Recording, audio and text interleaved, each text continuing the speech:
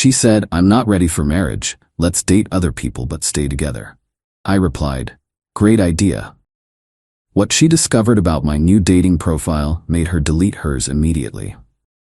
I, 32 male, got hit with the "we need to talk" text from Monica, 29, last Monday while I was finishing up a project deadline. We'd been together for 4 years, living together for 2. I'd started saving for a ring 6 months ago. The conversation happened at our kitchen table over the takeout Thai food I'd ordered to celebrate finishing my project.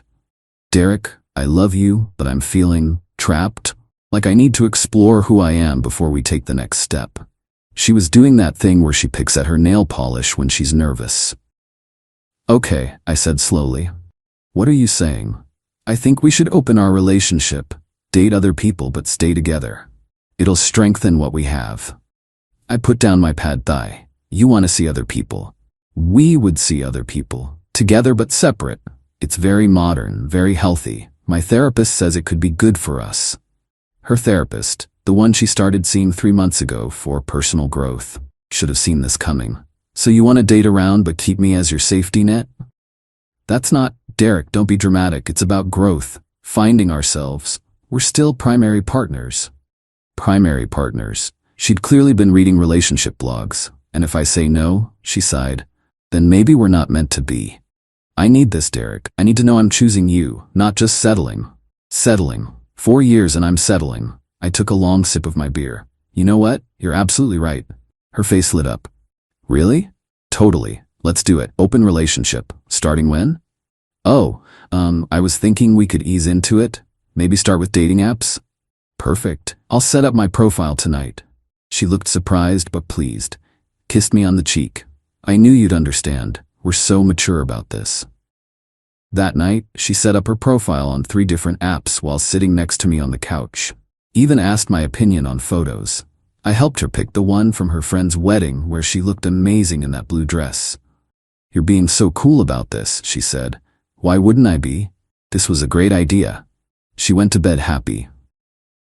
I stayed up and created my own profiles. Update 1, LMAO, you guys called it. Of course she already had someone in mind. Wednesday afternoon, I'm working from home when Monica texts, "Having coffee with someone after work, don't wait up." Cool. No problem. I had my own plans. See, what Monica didn't know was that I'd gotten some pretty immediate matches. Turns out, being a 32-year-old software developer with his own place, a decent job, and recent photos where I don't look like I live in my mom's basement, not doing too bad. But here's the kicker. I'd written my bio very specifically. Recently opened relationship after 4 years. Partner wanted to explore, so here I am. Looking for something genuine, whether that's friendship, casual, or seeing where things go. Love hiking, craft beer, and dogs who think they're lapdogs. 6-1 since apparently that matters. Honest, straightforward, and it worked. Got about 20 matches in 2 days. Started chatting with a few women and they were surprisingly cool about the situation. One, Jessica, 28, was literally in the same boat. Her boyfriend had pushed for an open relationship too. Monica came home at 11 p.m. that Wednesday, glowing. "Good date?" I asked from the couch where I was watching Netflix. "Amazing. His name's Caleb. He's an artist. So deep and thoughtful." "That's great, babe." I didn't look up from my show. She sat next to me. "What did you do tonight?" "Had dinner with someone." She froze. "Already? Who?" "Her name's Jessica, marketing manager. Really interesting person." "Oh," her voice was flat. "How'd you meet?" "Dating app. We matched Monday night." "Monday? That was fast." "Well, yeah, that's when we agreed to this." "Why waste time?" She was quiet for a moment. "Where'd you go?" "That new sushi place downtown." "The one I've been wanting to try?" "Yeah, it was pretty good. You should take Caleb there." She went to bed without saying goodnight. Thursday morning, she was on her phone at breakfast, furiously swiping. "Everything okay?" I asked. "Fine. Just looking at my matches." "Nice. How many you got?" "Like 30? That's great. How many do you have?" I stopped counting after 50. She dropped her phone. 50? "Yeah, but I'm only talking to maybe 6 or 7. Quality over quantity, you know? 6 or 7? Is that a problem? I thought we were exploring." She didn't answer, just grabbed her coffee and laptop and worked from the bedroom instead of the living room like usual. That evening, she had another date. Came back early, said the guy was boring. Found me on the couch, texting and laughing. "Who's that?" she asked. "Amanda. She's sending me memes about programming. She's in tech too." Monica looked over my shoulder. "She's pretty." "Yeah, she is. Are you going to meet her?" "Saturday afternoon. We're going to the farmer's market." "That's our thing." Was our thing. Now it's an open relationship thing. You can take Caleb to our things too. Update 2. The spiral started Saturday. I met Amanda at the farmer's market. She was actually cool as hell, funny, smart, called me out on my BS in a way that made me laugh. We spent 3 hours wandering around, buying overpriced honey and making fun of the guys selling healing crystals. Posted one photo on Instagram, just me and her laughing at something, holding coffees. Tagged it, "Great morning at the market." My phone exploded. Monica called 6 times. I didn't answer. I was on a date. When I checked my texts later, "Who is she? Why would you post that?" "Derek, call me back. This is humiliating. Everyone's asking me who she is. Call me." When I got home, Monica was on the couch with her laptop. I looked her up, she said instead of hello. "That's creepy." "She's an engineer at Morrison Tech. She has a master's from Cornell. She runs marathons." "Okay. She's successful. I guess. More successful than me." I sat down. "Monica, this wasn't a competition. How many dates have you been on?" 3. 2, but one ghosted me after." "That sucks." She closed her laptop. "I looked at your profile, and you have reviews." "Reviews?" She showed me her phone. "Turns out on one of the apps, people could leave comments on your profile if you'd matched. I had 4. Actually shows up looking like his pics. Great conversation. Would date again. Respectful and funny. Rare combo. His girlfriend is an idiot for letting this one go exploring." That last one was from Jessica. We'd stayed friends after realizing we weren't feeling the romantic spark. "People can see these?" I asked. "Yes, my matches can see these. Do you know how this makes me look? Like someone in an open relationship? Like someone who can't keep her man happy." "Monica, you wanted this." She started crying. I thought. "You thought what?" "I thought you'd struggle. You're an introvert. You hate meeting new people." "I hate small talk at parties. This is different. These women actually want to be there." "What's that supposed to mean?" I didn't answer. Sunday she spent the entire day on her phone, swiping, matching, messaging, set up 3 dates for the week. "I'm having drinks with Noah tomorrow, dinner with Alex Wednesday, and coffee with Marcus Saturday." Sounds busy. "Yours?" "Cooking dinner with Jessica Tuesday. We're trying to make ramen from scratch. Thursday I'm helping Amanda move some furniture. Then we're getting drinks. Saturday, actually Natalie and I are going to adopt a dog together." She stared at me. "A dog?" "Not together. She volunteers at the shelter, and I've been thinking about getting a dog anyway. She's helping me pick one out." "We talked about getting a dog." "Yeah, and you said not until we were engaged, but since that's off the table." She threw her phone on the couch and stormed to the bedroom. Update 3. Monday night. Monica came back from drinks with Noah in tears. He'd spent the entire time talking about his ex. Tuesday, she accidentally scheduled a work call during my ramen dinner, so I had to cancel with Jessica. When Jessica suggested Wednesday instead, Monica suddenly had a migraine and needed me to take care of her. Thursday, she tried on 6 different outfits for her date with Alex. "Do I look okay?" she asked. "You look great." "As great as Amanda?" "Different. You're different people. She's younger than me. By a year. She's taller. You're wearing heels tonight. Her job is better." "Monica, stop comparing yourself to her." "How can I not? She's all over your Instagram." She wasn't. I'd posted 2 photos in 2 weeks. Meanwhile, Monica had stories up every day from her dates, trying to look like she was having the time of her life.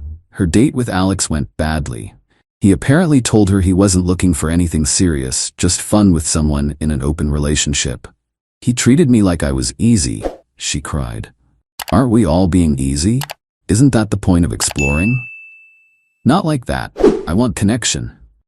"Then maybe don't mention you have a boyfriend at home in your profile?" "I'm being honest, like you were." "And how's that working out?" Saturday came. Monica had canceled her coffee with Marcus to work on herself. Really, she spent the morning following my Instagram stories. I was at the shelter with Natalie, documenting the dog adoption process. Found this amazing pit mix named Bronson who thought he was a lapdog. Posted videos of him trying to fit his 70-pound self on my lap. Monica commented, "Cute, can't wait to meet him." Making it look like we were still a normal couple, like the dog was ours. Natalie saw it. "Your girlfriend seems involved." Yeah, it's complicated. Open relationships usually are. My ex pushed for one too, didn't end well. What happened? She thought she'd be the one with options. Turned out, guys wanting NSA with a taken woman aren't usually looking for quality. Meanwhile, women love a guy who's honest about his situation, shows emotional maturity. How'd it end? She begged to close the relationship. I'd already met someone worth closing it for, just not with her. That night, Monica was waiting when I got home with Bronson. "We need to talk," she said. "About?" "I want to close the relationship." I sat down, Bronson immediately claiming my lap. "Why? This isn't working. It's not what I wanted." "What did you want, Monica?" She was quiet for a long time. "I thought Caleb had been flirting with me at work.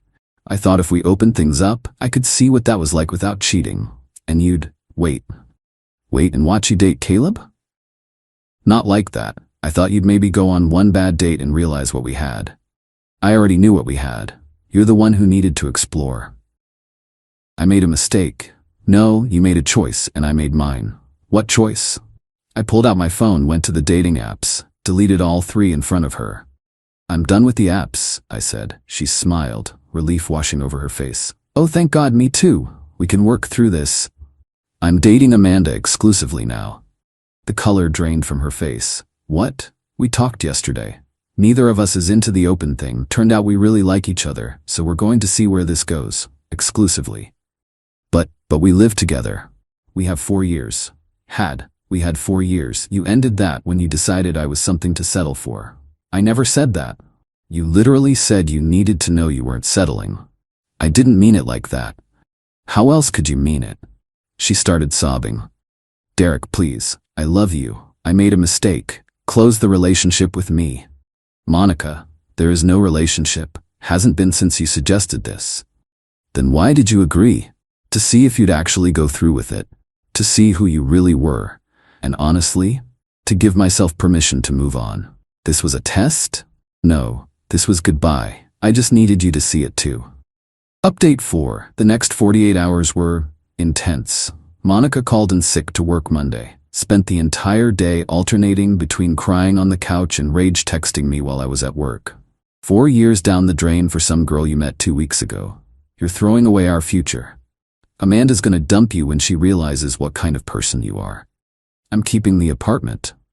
That last one made me laugh. My name's on the lease. I've been paying 70% of the rent because I make more. But sure, Monica, you keep it. Monday night her sister Danielle called me. "Derek, what the hell? Monica's a mess. She wanted an open relationship. To spice things up, not to leave her." "Spice things up?" "She wanted to date her coworker. She told me you were controlling and wouldn't let her have friends. Male friends she wanted to sleep with, correct?" "That's not." "She said you agreed." "I did, and then I participated. That's the problem. You're supposed to fight for her." "Why?" "She literally told me she didn't know if she wanted me." "All women say that sometimes." "No, Danielle, they don't. Stable, happy people don't need to date others to know if they want their partner. You're going to regret this." "Already don't." Tuesday, Monica's mom showed up at my office. Security had to escort her out. She was screaming about how I corrupted her baby and ruined her life, and what kind of man moves on in 2 weeks. The kind who was done 6 months ago when his girlfriend started talking about her coworker Caleb every damn day, but stayed because he loved her. That kind. My boss called me in after. "Everything okay, Derek?" Explained the situation briefly. He actually laughed. "My ex-wife pulled the same thing 10 years ago. Wanted to find herself. Found herself single when she realized the dating pool wasn't what she expected. Tuesday night, I came home to find Monica had rearranged the entire apartment. My stuff was piled in the corner. My gaming setup disconnected. My clothes in trash bags. "Since you're leaving anyway," she said. "I'm not leaving. You are. You can't kick me out. I live here. You're not on the lease. I've been paying rent. You've been Venmoing me your portion. That makes you my subletter at best, and I'm giving you 30 days notice. You need that in writing. I pulled out my phone, typed up a formal notice, and emailed it to her while she watched. You bastard. I'm being more than fair. You wanted to explore? Explore apartment hunting. Wednesday, she had a meltdown, a proper throwing things meltdown. Broke 2 plates and a mug. Bronson hid in the bathroom. You ruined everything. Monica, you need to calm down. Calm down. You replaced me in 2 weeks. You tried to replace me first. With Caleb. I didn't sleep with him. Congratulations. You still wanted to. I wanted to see if there was something there. And, she went quiet, he has a girlfriend. I actually laughed. Caleb has a girlfriend? Had. They're working through it. So he was flirting with you while having a girlfriend, and you thought that was someone worth blowing up our relationship for? Stop laughing. Monica, this is hilarious. You ended a 4-year relationship to explore something with a taken man who chose his girlfriend over you. But you chose Amanda over me. No, I chose myself over this dysfunction. Amanda's just a bonus. She threw my PlayStation controller at the wall. It shattered. That's $100 you owe me. Sue me. I'll just take it out of the security deposit you don't have. Thursday she started love bombing, cooked my favorite dinner, wore the dress I bought her for her birthday, put on the playlist from our first date. Remember this song? She asked. Yep, we danced to it in your old apartment. We did. We were so happy. Were we? Or were you already thinking about what else was out there? She started crying again. I was happy. I got scared. Marriage is forever. So is breaking someone's trust. You never even fought for us. I fought for us for 6 months while you emotionally checked out. I'm done fighting. Friday morning she wasn't there. Thought maybe she'd accepted it and left. Nope. She'd gone to Amanda's workplace. Final update. I found out about the workplace visit when Amanda called me Friday afternoon. Your ex is something, she said. What did she do? Showed up at my office, told reception she was my sister and had a family emergency. Jesus, Amanda, I'm so sorry. Wait, it gets better. She cornered me in the lobby and tried to woman me about stealing her man. What did you say? That she literally asked for an open relationship and I don't steal things that are freely given away. How'd she take that? She called me a homewrecker. Security had to remove her. Again, she's something. This is insane. I'm so sorry. Derek, it's not your fault, but she seems unstable. You might want to document this stuff. She was right. I started screenshotting everything. The texts, the emails, the voicemails. Monica had left 23 voicemails on Friday alone. Saturday, I was at a coffee shop with Bronson, dog-friendly place, when Caleb walked in. We made eye contact. He tried to leave, but I called out. Caleb, buddy, how's the girlfriend? He looked like he wanted to die. Came over reluctantly. Derek, hi. Heard you and Monica had coffee. Look, man, I didn't know that she was trying to blow up her relationship to be with you, or that you were leading her on while having a girlfriend. I wasn't. We were just friends. Friends don't make their coworkers think they have a chance. I never said anything explicit. You didn't have to. You knew what you were doing. He shifted uncomfortably. Is she okay? No, she's homeless in 25 days and currently stalking my new girlfriend. Shit. Yeah. Shit. Maybe next time don't flirt with taken women? It wasn't, yeah, okay. Fair. He left without ordering anything. Sunday was move-out day for Monica. She'd found a studio apartment across town. Expensive as hell, but that's what happens when you need something immediately. Her dad and brother came to help. Her dad looked at me with such disappointment. I thought you were better than this, Derek. Better than what? Being honest? Monica made one mistake. No, she made a calculated decision that backfired. Her brother Tony actually pulled me aside. For what it's worth, I told her this was stupid. You're a good dude. Monica always thinks the grass is greener. Yeah, well, sometimes it's just spray paint. They loaded her stuff. She took the couch. I let her. It was hers from before. Left the bed. Too many memories, she said. As they were leaving, she turned back one last time. I loved you, she said. I loved you too. Past tense. It doesn't have to be. Yes, it does. Why? Because I deserve someone who doesn't need to date other people to know they want me. She left crying. That was 3 weeks ago. She still texts sometimes. Updates about her life I didn't ask for. How hard dating is. How expensive her apartment is. How Caleb and his girlfriend are engaged now. That last one included, Should have been us. I replied, no, it shouldn't have. You made sure of that. Then I blocked her number. Amanda and I are taking things slow but steady. She met my parents last weekend. They love her. Mom pulled me aside and said, this one's got her head on straight.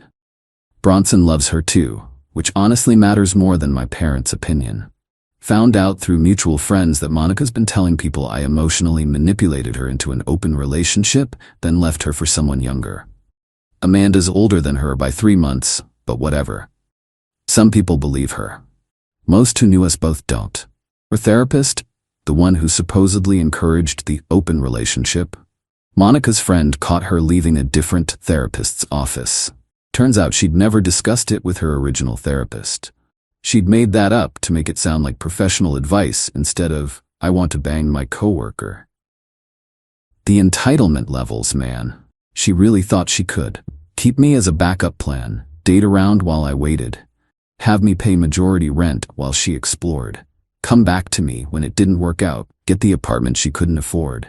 Spin the narrative to make me the bad guy. Reality hit different. Lost the relationship. Lost the apartment. Can't afford her new place. Caleb chose his girlfriend. Dating pool isn't what she expected. Everyone knows what really happened. Last I heard, she's considering moving back to her hometown. Starting fresh where people don't know the story. Good. Maybe she'll learn something, but probably not. Me, I'm good. Better than good. I learned my worth, found someone who sees it too, and have a 70-pound lapdog who snores. Sometimes the best revenge is just letting people experience the consequences of their choices. And Monica? She chose wrong.